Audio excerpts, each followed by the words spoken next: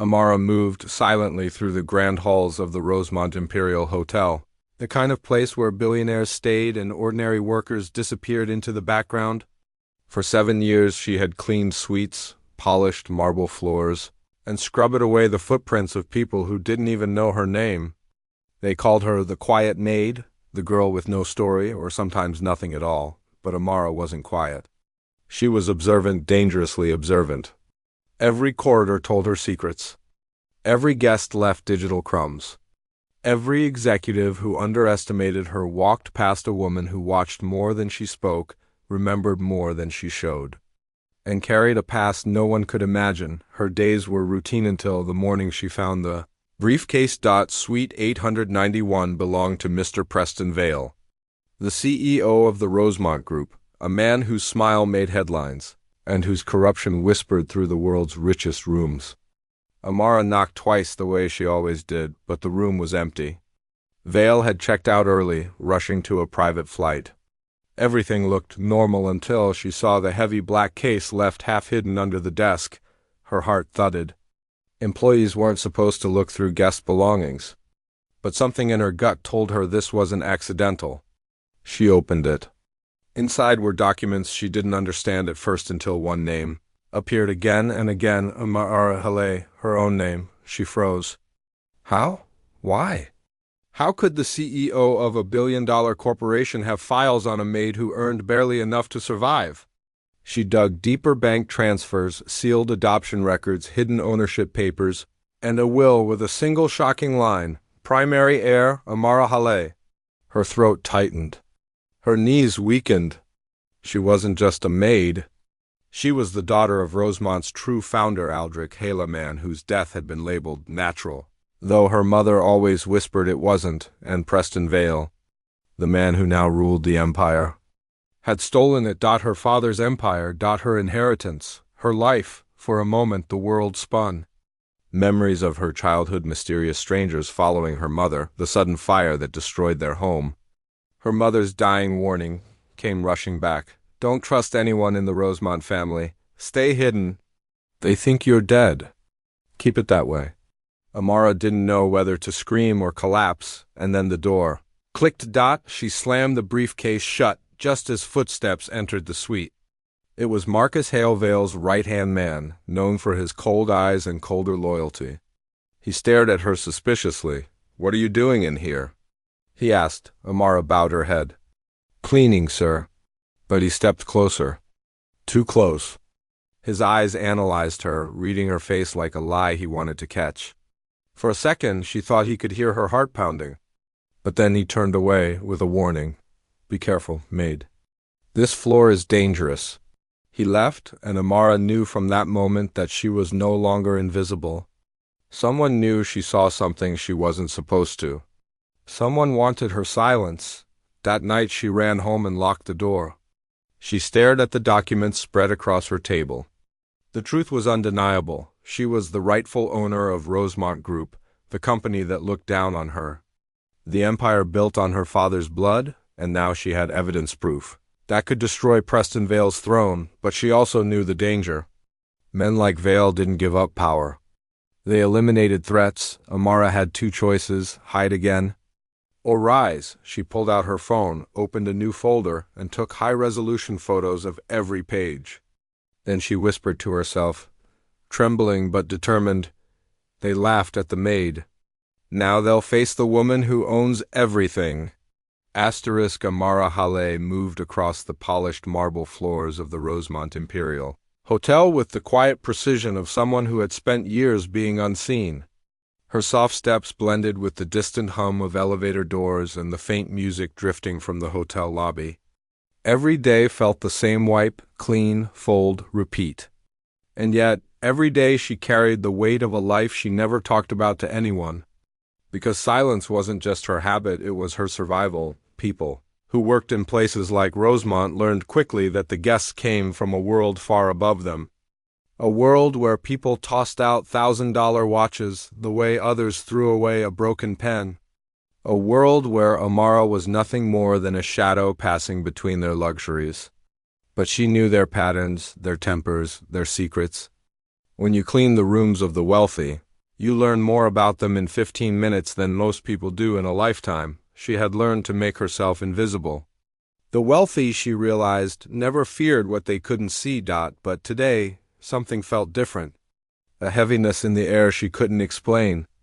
A faint tremor in her chest that whispered, "Pay attention, Amara. Today is not like the others." She walked toward the private elevator that led to the 8th and 9th floors, the VIP levels. Only executives and ultra-rich guests stayed there, and only the most trusted staff were allowed to clean their rooms. Amara was one of the few. Not because they valued her, but because she never asked questions. And men like Preston Vale, the current CEO of Rosemont Group, valued silence above all else. When she reached Suite 891, she paused. The door was slightly ajar. This floor didn't make mistakes. She knocked lightly. No answer. She knocked again. Silence. She stepped inside. The room looked untouched. The kind of neat mess only the world's richest people made. A half-empty glass of sparkling water on the table, a silk tie draped over the chair, the faint smell of expensive cologne lingering in the air. Preston Vale had checked out early that morning. Amara had seen his name on the departure list. But something about this room felt hurried, as if he'd left in a rush. She began her routine anyway. First the tables, then the bed, then the floors. She moved to the desk, and there it was, a black, heavy briefcase. Left open just an inch. She froze. Hotel staff were strictly forbidden from touching private cases. People had been fired instantly for less. But the case wasn't locked, and something about its placement felt wrong, deliberate. Almost, her instincts pressed against her ribs. Something inside wanted to be found. Her fingers trembled as she lifted the lid. Inside were thick folders, sealed envelopes, and a sleek silver tablet. She scanned the papers carelessly at first until she saw her own name, not once, not twice, but over 20 times. Amara Hale. Her breath shattered in her chest. She sat down slowly, her knees weak. These weren't random documents. They were files about her, detailed, invasive, spanning years. Her birth records, childhood school reports, hospital bills from the night her mother died, surveillance photos of her walking home from work, pictures of her apartment door, even a blurry image of her placing flowers at her mother's grave last year. Her skin prickled with fear. But why would the CEO of a billion-dollar corporation have surveillance files on a maid? Her hands shook as she opened another envelope. This one contained old legal papers. Aldrich Hale last will and testament. She blinked. Her father's name? A name she hadn't seen written anywhere since she was 8 years old. Her heart stumbled. Her father had built the Rosemont Empire, but she had grown up with nothing. Her mother raised her in hiding, always afraid of something Amara never understood. She remembered being rushed out of bed at midnight when she was a child, her mother whispering, "They can never find you." She remembered their house mysteriously burning down.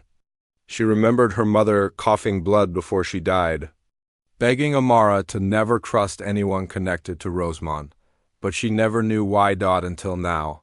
The will stated in plain writing, all assets, holdings and controlling shares shall transfer to my daughter, Amara Hale, upon my death. Amara's lungs forgot how to work. She was the heir. The real heir. The owner of everything built under her father's name, and Preston Vale, her father's business partner, had taken everything after unexpected complications during her father's final days. Complications that looked very different now. Her pulse hammered so loudly she couldn't hear the room anymore. She flipped through more pages, each one slicing her reality open. Forged signatures, fake medical reports, hidden bank accounts, all with Vale's name attached. Her father hadn't died naturally. Someone had made sure Amara would never rise to claim anything. Someone wanted her erased. The briefcase wasn't a mistake. It was a warning. Her fear grew stronger when she read the last line of one document. Subject believes she is unnoticed. Continue monitoring until further instruction. She clamped a hand over her mouth to stop a scream. She wasn't invisible. She was being watched. She put the documents back quickly, struggling to force her breath into a rhythm. But her hands were still fumbling when the door clicked behind her. Someone entered the room. She froze. It was Marcus Hale, not related to her, but the most dangerous man under Preston Vale's command. He was known for two things: loyalty and violence. A man whose smile never reached his eyes. His gaze landed on Amara and then on the briefcase. A shadow crossed his face. "What are you doing here?" he asked, stepping forward. Amara swallowed hard. "Say cleaning, sir." I didn't, touch anything." He stared at her long enough that her skin crawled. He looked like he was listening to her heartbeat, to her fear. "You're trembling," he said coldly. "Why?" Amara shook her head. "Just tired, sir." Marcus stepped closer. His shoes stopped inches from hers. "Be careful, Maid," he whispered. "On this floor, people disappear?" Then he walked out, leaving the door open behind him, as if daring her to run. Amara collapsed onto the bed, her breath shaking uncontrollably.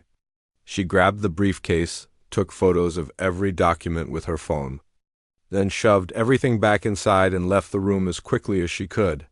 When she got home, she locked the door, pulled the curtains shut, and spread the photos on her table.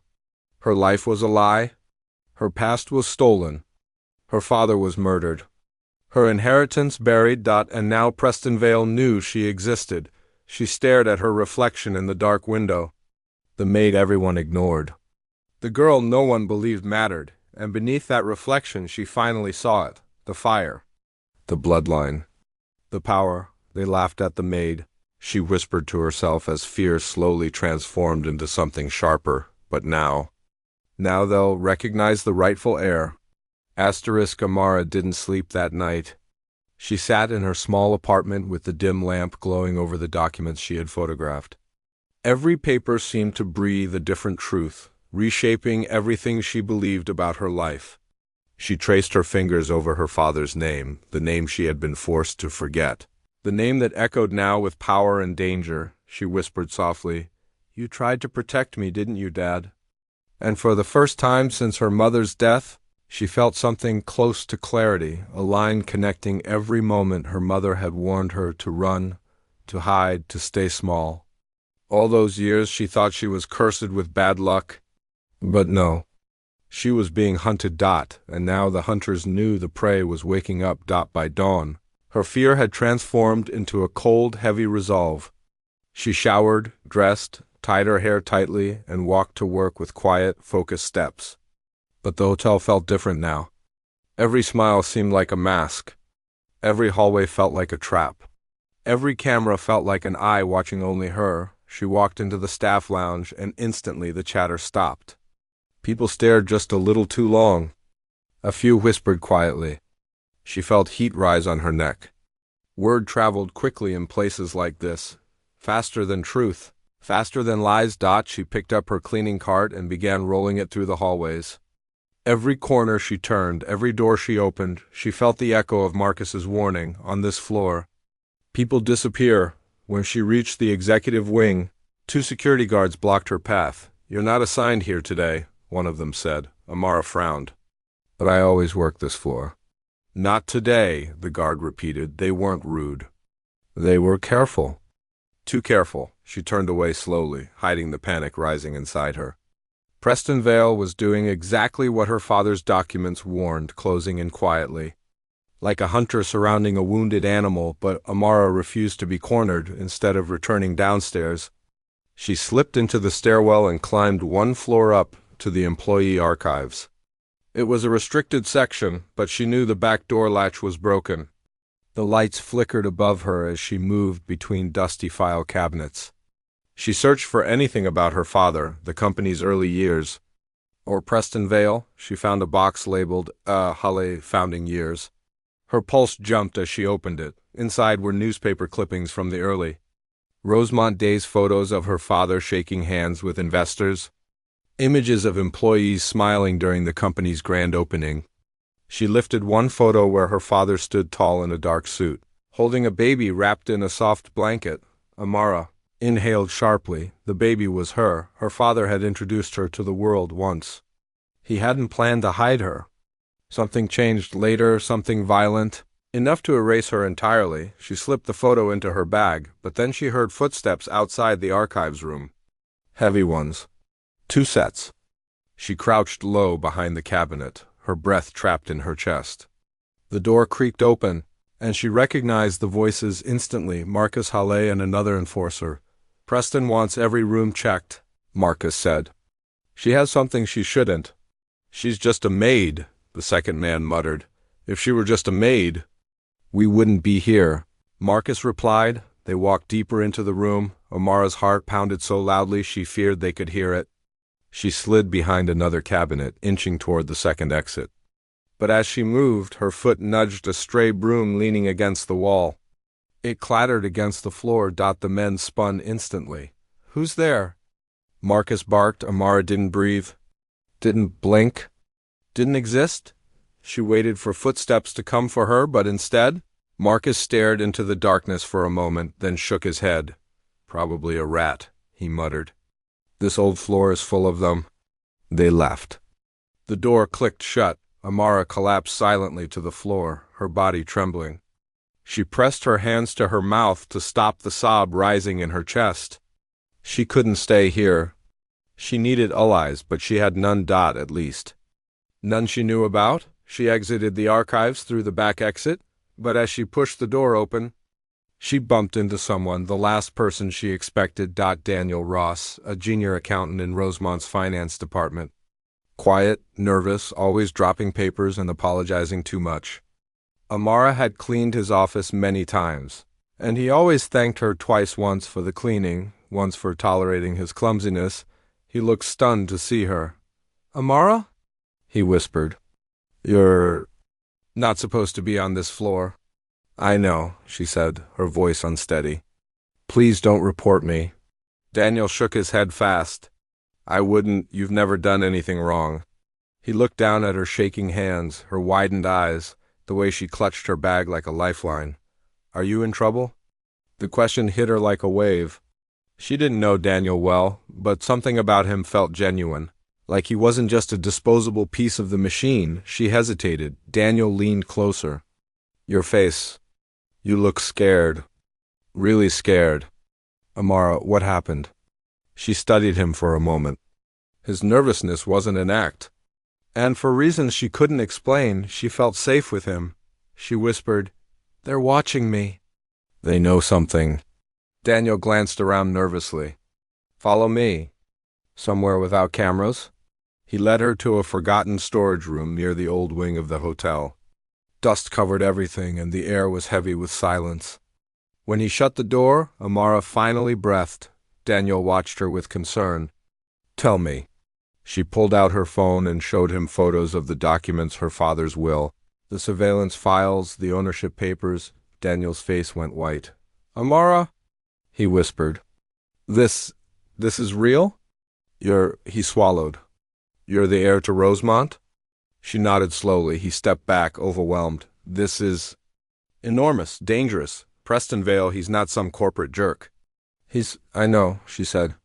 "That's why I need help." Daniel took a deep breath. Then another. Then he whispered the words Amara didn't expect from anyone.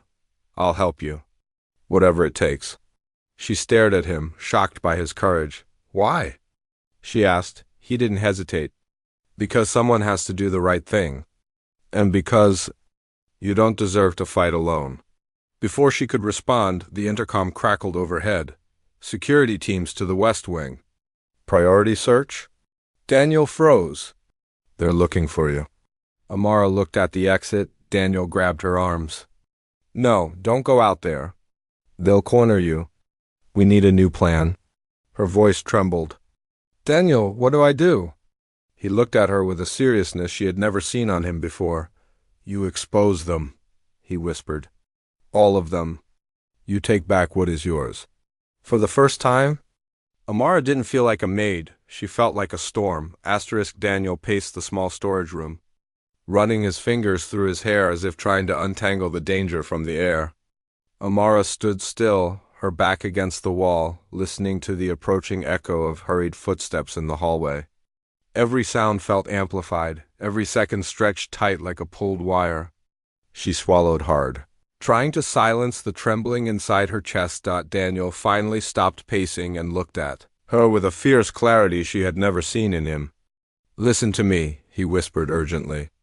"Preston Vale doesn't know I've seen these documents. That gives us a small advantage, but it won't last long." He stepped closer, lowering his voice even further. "We need to get copies off your phone. Somewhere safe? Somewhere outside this building? If they confiscate your phone, everything is gone." Amara nodded, gripping the device tightly. "Where do we go?" "There's a disused exit behind the laundry bay," Daniel said. "No cameras, no guards. We'll slip out, get to someone who can help, maybe a layer, maybe the press someone who isn't afraid of Preston." Amara exhaled shakily. "What if they find us before we reach it?" Daniel held her gaze. "Then we run together."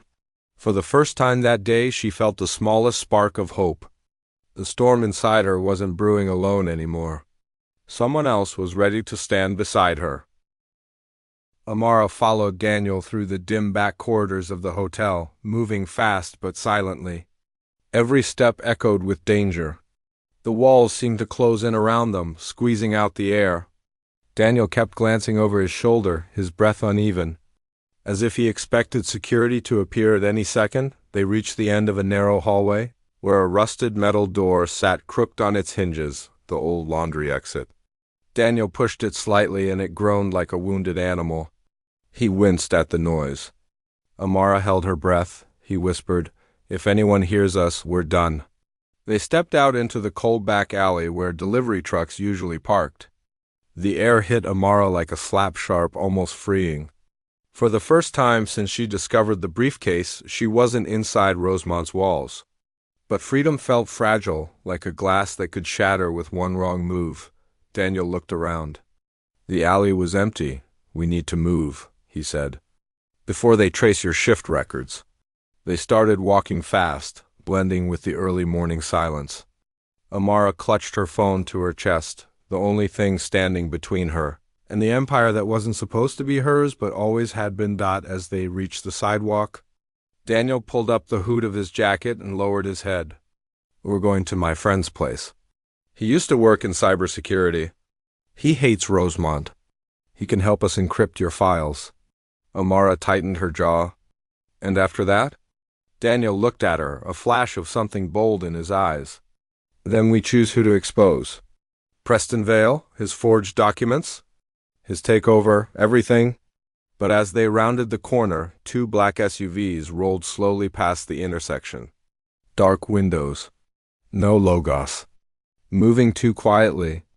Daniel grabbed Amara's arm and yanked her behind a bus stop. She peeked through the glass. The SUVs slowed down. Daniel whispered, "They're looking for you." Her hands trembled. "Already?" "Preston has half the city in his pocket," Daniel said. "You think he'd wait?"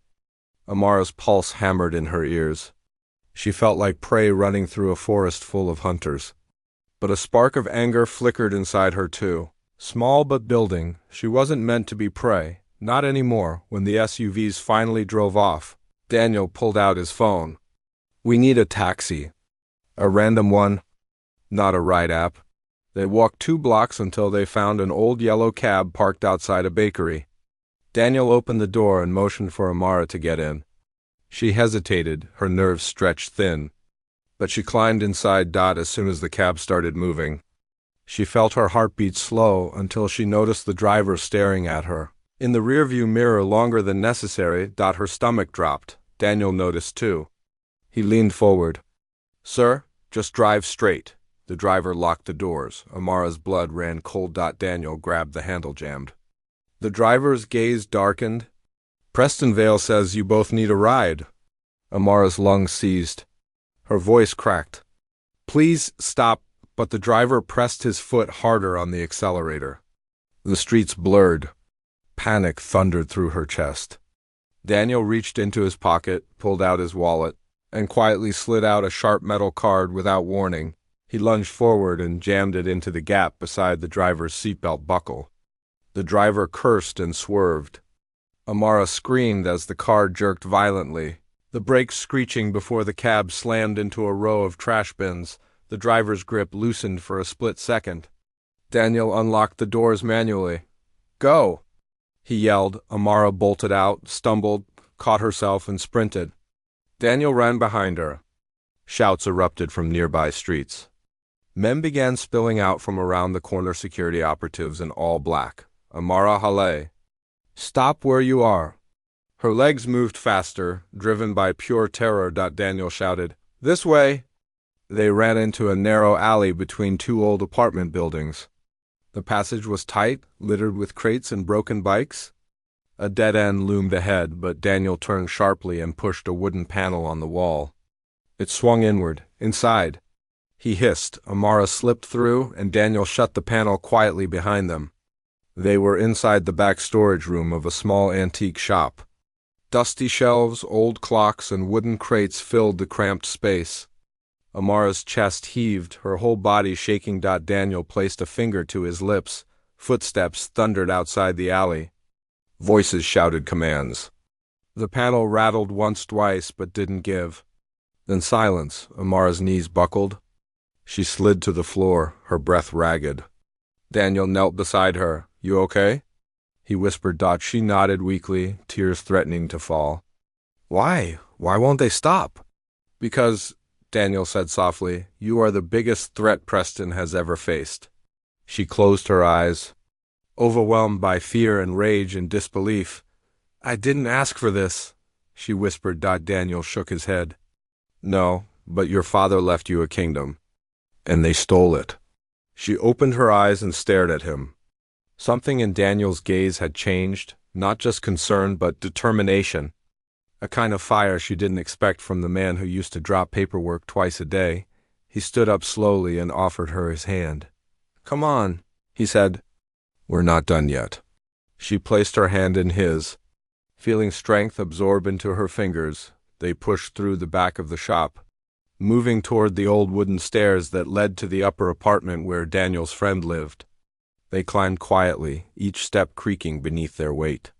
When they reached the door at the top, Daniel knocked twice in a coded rhythm. A few seconds later, the door cracked open. A man with a messy beard, tired eyes, and a laptop under one arm stared at them. Daniel whispered, "Elliot, we need your help, please." Elliot looked at Amara, then at the urgency burning on Daniel's face. He stepped aside. "Get in," he said. "You don't have much time." Amara stepped into the room, into the next chapter of the war she never asked for but had no choice but to fight. Because Preston Vale had sent his wolves and Amara Hale was finally done running. In a world that often mocked her for her skin, her roots, and her silence, Imani learned early that survival wasn't about strength alone, it was about strategy. They laughed at her red dress, whispered cruel jokes behind her back, and treated her like a joke in the very room she helped build. But Imani had something they didn't, a mind sharp enough to slice through lies, and a courage strong enough to face the giants no one else dared challenge. Every insult became fuel, every smirk became a lesson. Every locked door became a puzzle she was destined to break open. For years she kept their secrets, watching quietly while they cheated, manipulated, and exploited others. They thought she was harmless, just a girl from nowhere who didn't know better. But Imani watched everything, recorded everything, learned everything. She understood their systems, their networks, their weaknesses. She knew the exact moment they would fall. And who would crumble first? The night she walked into the boardroom wearing the same red dress they once mocked, the atmosphere changed. Screens lit up with exposed files, documents, audio clips, every hidden truth they buried. One by one, their faces drained of color as the world finally saw what Imani had seen all along. The same people who laughed at her were now begging for mercy. Imani didn't want revenge solely for herself. She did it for every girl who had been underestimated, every voice that had been silenced, every person who was told they didn't belong. Her victory wasn't just personal, it was a revolution disguised as a revelation. By the time she walked out, she wasn't the girl in the red dress anymore. She was the force that rewrote the ending, and yet, even after the world finally saw the truth, Imani didn't celebrate. She stood outside beneath the city lights, breathing in the freedom she had fought so long to taste. The red dress moved gently in the night breeze, no longer a symbol of their laughter but of her power. She realized that exposing them wasn't the end, it was the beginning of her real story. A story where she chose her destiny, built her own path, and lifted others the way no one had lifted her. For the first time, she felt unshakably, undeniably unstoppable. The next morning, the world woke up to chaos the corrupt board members never expected. News channels ran Imani's evidence on loop, journalists camped outside their homes, and social media exploded with outrage and awe. People couldn't believe that the quiet black girl in the red dress, the girl everyone mocked, had pulled off one of the greatest corporate exposes the city had ever seen. But while others celebrated, Imani felt the weight of everything she had survived. Every insult, every humiliation, every moment those people tried to convince her she was less, they all replayed in her mind like echoes trying to pull her back. She wasn't afraid. She wasn't broken. She was simply tired. She walked through the streets that morning with a calmness she had never felt before. Taxi drivers who saw her recognized her from the news. One elderly woman stepped out of a shop and whispered, "Bless you, child. You saved more people than you know." Imani didn't know how to respond. She simply nodded and kept walking. Her phone buzzed. Nonstop news channels wanted interviews. Activists wanted her for campaigns. Lawyers wanted to represent her in lawsuits worth millions. But Imani ignored all of them.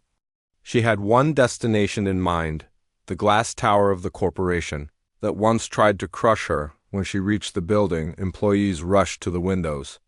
Some whispered. Some pointed.